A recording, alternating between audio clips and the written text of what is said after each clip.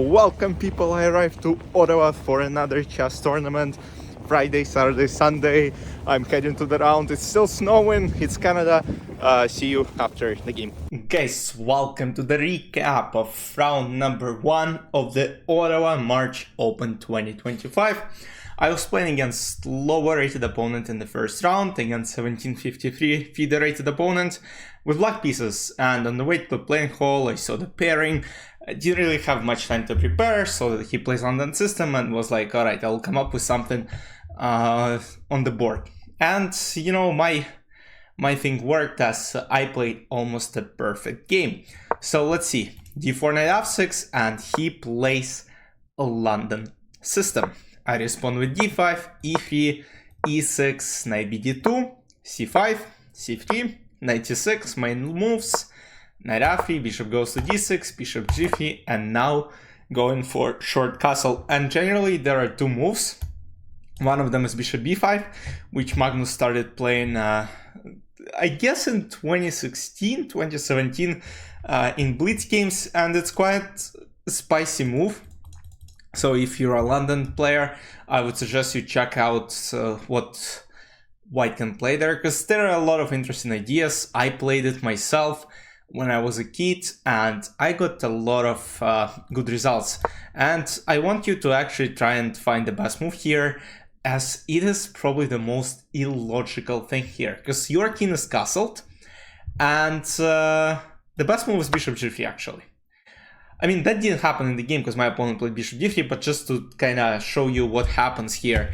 And then generally what people play after bishop b5 is some a6, but now you'll take takes, and now there is beautiful queen a4 attacking on c6, and now there is a little so-called, let's say, trap. So let's go queen e7, protecting the pawn, oh, not queen e7, because this blunders. Maybe it was queen c7, and now takes, and queen goes to a3, and now there's this big pin, and after knight fd7 there is also knight b3, but white can just castle and then try to press this pawn, as this queen can't go, let's say, to c7, because the pawn will be simply taken. But alright, let's get back to the game. Bishop d3 was played, and generally black have simple idea, which I would suggest people actually learn in London system, b6. Now knight goes to e5. The idea is, of course, to play f4 and eventually, you know, launch a huge attack on the king side. I play knight e7. Knight e7 has a very interesting idea, and I had this idea discovered by, I mean, that's not even a discovery. Back then, you know, we were just trying to find the weapons against London system, and that was actually one of them. So f4, logical move, bishop b7, queen a3, and now we play knight f5. We want to potentially take this bishop on g3, but our idea is actually slightly different, because now, let's say, if white take, we have a very beautiful bishop on b7, which will be ready to go on a6 and just start harassing on this long diagonal. Bishop f2. Now white want to play g4, and now if we don't react, we play a6, we lose, almost lose after g4. Yeah, we can play knight e7, but this is just too passive, h4, and white start a very, very strong attack. Instead, we play bishop e7. We leave the square on d6 for this knight, and we try to fight for e4 square. Castle, knight d6, bishop h4, knight e4, takes, and now white play queen e2. And actually this position happened in a lot of games. In 2013, between, I guess it's international master Edin Pizerovich and grandmaster with black, Postny Evgeny, and we reached this position, exactly this position on move 16. And here Evgeny Postny played rook fc8, but Romka played the best move here, of course, because Romka is a super mega mind. You know, he is not some 26-30 random GM who doesn't know how to play chess. I'm playing strategically, I'm thinking strategically. This knight on e5 is a bit annoying, so of course, what's the best idea? The best idea is to play f6. And from now on, I played kind of decent game. Knight goes to g4. I had a couple of things here to calculate. Actually, this position was reached in a couple of games as well. People played a5, which is the best move. I mean, I would know for the future games because I didn't play the best move clearly. I played rook a8 without too much of an idea. My plan was maybe h5 e5 at some point might work because I want to strike in the center and put even more pressure. He played bishop e4, I played d takes e4. I could take knight e4, but this trades even more pieces from the board. But after d takes e4, I kind of realized that this knight in d2 is passive. This knight is not doing anything yet as well, so I should be better. He plays takes, and now plays c4, which, I kind of didn't like for me, because now, I potentially have a huge weakness on c5 somewhere in the end games. But still, I thought it's gonna be good. Knight f7, again, pass move. Rook d1, f5, and my idea here is to strike with e5. And after e5, I think he did a huge mistake by playing g3.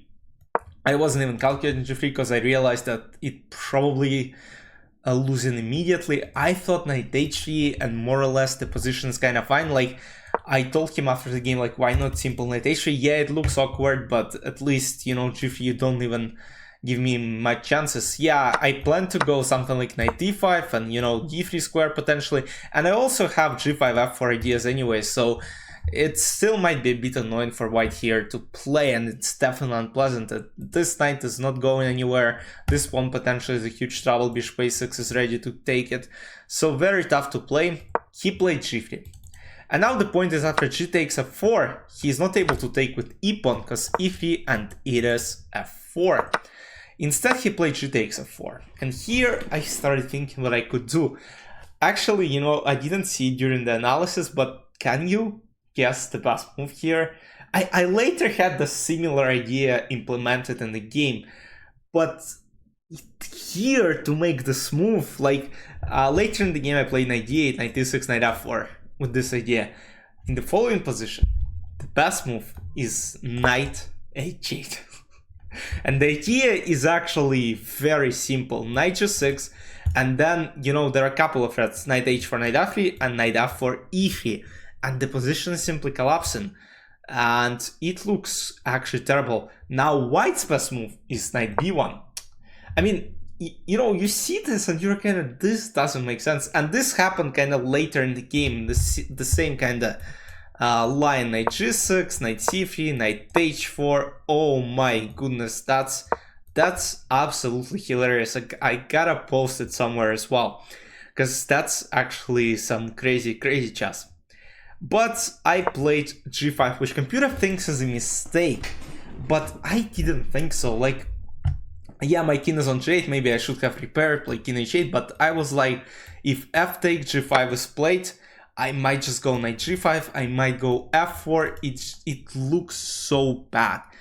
But knight h3 was played, which is not a bad move. I played king h8, now king has to move as well, king goes to h1, and now g4, trying to lock and trying to chase this knight back. Knight f2, knight d8. Again, not the best. The best move was actually rook g8 to include rook g1 and now play knight d8 with the same thing. Because after knight d8, king could go to g1. That's the ridiculous move I actually saw during the game, but I was like, there is no way.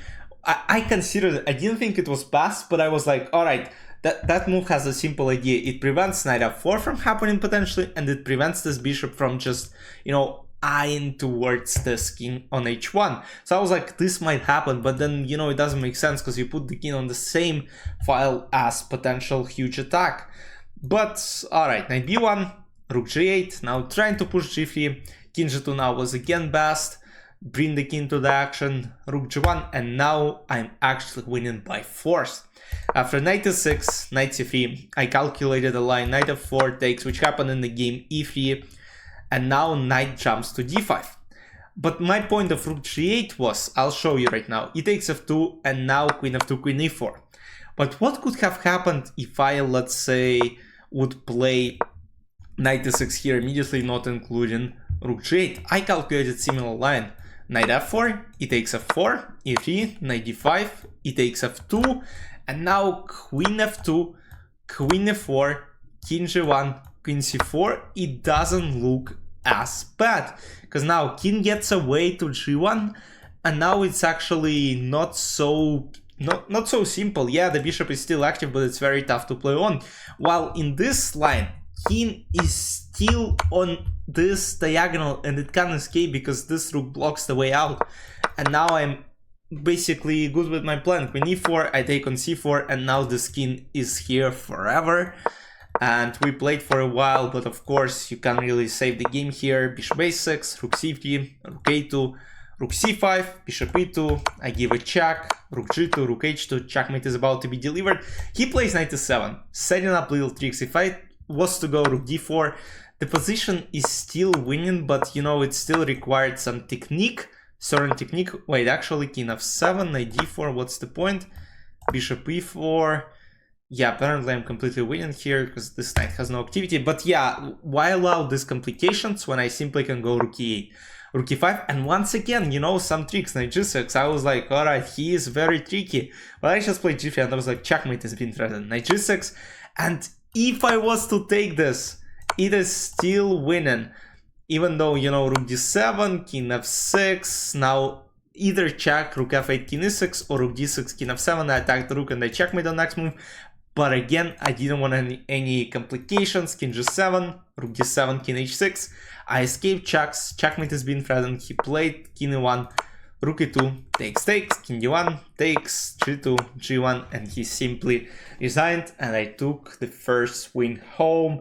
Let's go! Hope you enjoyed.